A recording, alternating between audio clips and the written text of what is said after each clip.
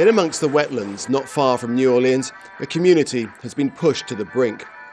They are the Atacapa people, a group of Native Americans that's lived off the waters of the bayous for 1,000 years and more.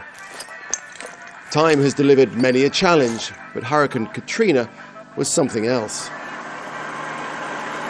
Raymond Reyes took us out on the water.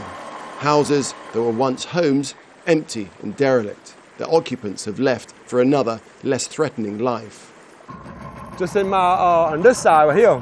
Okay, 1, 2, 3, 4, 5, 6, 7, about 10. This is and them 2 houses there. There are 2 houses right here. They're gone, you know. You're fighting a hurricane after hurricane, you know.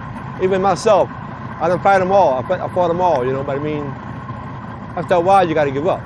You know, spend any time in this area and you'll find that there are 2 phrases that are most commonly used: before Katrina and after Katrina. Here in this community in Grand Bayou, before Katrina there were 25 families. Now, after Katrina, there are only 7. Before Katrina, there was a church, there was a community centre, there was a school, there was even a school boat. Now, all gone.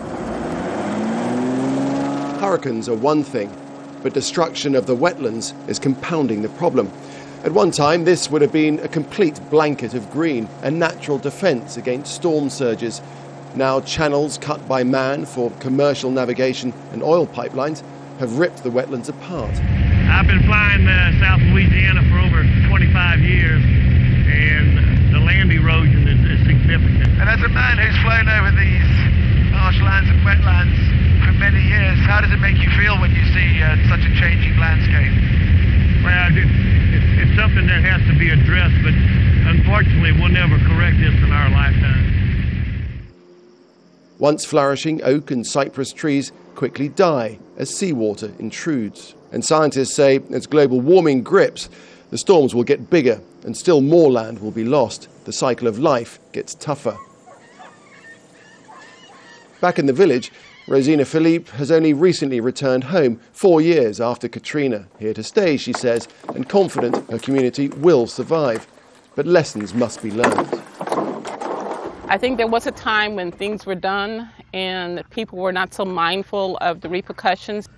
People trying to control nature, manipulate nature. We know that manipulation has contributed greatly to the demise of the coast. For centuries, the Atacapa people have lived with the ebb and flow of nature.